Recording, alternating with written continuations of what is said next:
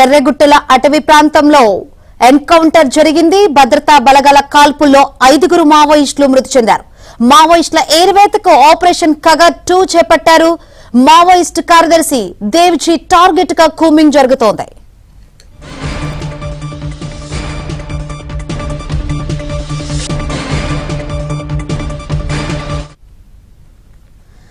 Maoist party కేంద్ర committee సభ్యుడు party chief దేవ్జీతో పాటు కోసా, దామోదర్, పాపారావు వంటి కీలక నాయకులు కర్రెగుట్టల్లోనే తలదాచుకున్నారనే సమాచారంతో ఈ ఆపరేషన్ మొదలైంది. సుమారు 290 చదరపు కిలోమీటర్ల విస్తీర్ణంలో ఉన్న ఈ అటవీ ప్రాంతాన్ని మావోయిస్టులు గత కొంతకాలంగా స్థావరంగా మార్చుకున్నారు. ఈ నేపథ్యంలో సుమారు 2000 మంది కేంద్ర బలగాలు కర్రెగుట్టలను చుట్టుముట్టాయి.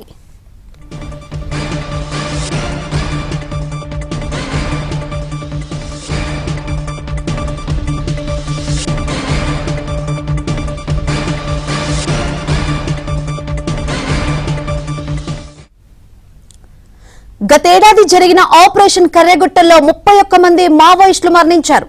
ఆ తర్వాత అనేక మంది లొంగిపోయారు.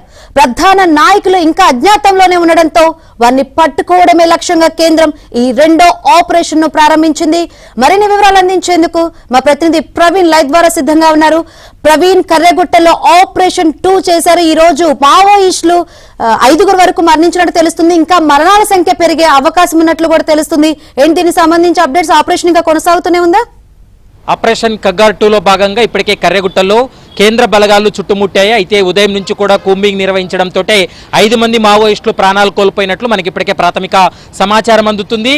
ఇక 2-3 రోజుల పాటు ఈ ఆపరేషన్ కొనసాగేటువంటి అవకాశం అయితే స్పష్టంగా కనిపిస్తుంది. ఇందులో కేంద్ర బలగాలు, ఎందుకంటే కర్రెగుట్టల్లో సేఫ్ జోన్గా చాలా మంది మావోయిస్టులు అక్కడ తలదాచుకున్నారు. వారితో పాటు మావోయిస్టు అగ్రనేతలుగా ఉన్నటువంటి దేవ్జీ టీం కూడా అక్కడికి వచ్చిందనేటువంటి సమాచారంతో ప్రస్తుతం కేంద్ర బలగాలు అయితే మాత్రం కర్రెగుట్ట కేంద్రంగా ఆపరేషన్ కొనసాగిస్తున్నారు.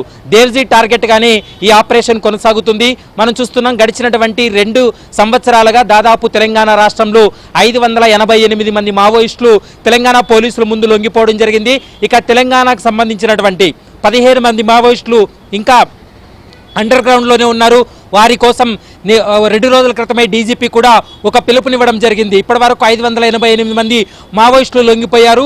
ఇంకా అజ్ఞాతంలో ఉన్నటువంటి మావోయిస్టులు లొంగిపోవాలంటూ కూడా 2 రోజుల క్రితమే డీజీపీ తెలంగాణ అతను సూచన చేసినటువంటి పరిస్థితి కనపడుతుంది. కానీ ఇప్పటికే కేంద్ర బలగాలకు వచ్చినటువంటి పక్కా సమాచారంతో ఛత్తీస్గఢ్, జార్ఖండ్, మధ్యప్రదేశ్ నుంచి మావోయిస్టులు షెల్టర్ జోన్ కోసం కర్రెగుట్టలకు వచ్చారనేటువంటి సమాచారం అందింది. దీంతో కర్రెగుట్టల కేంద్రంగానే ఇప్పుడు కేంద్ర బలగాలు అయితే మాత్రం ఆపరేషన్ కొనసాగించారు.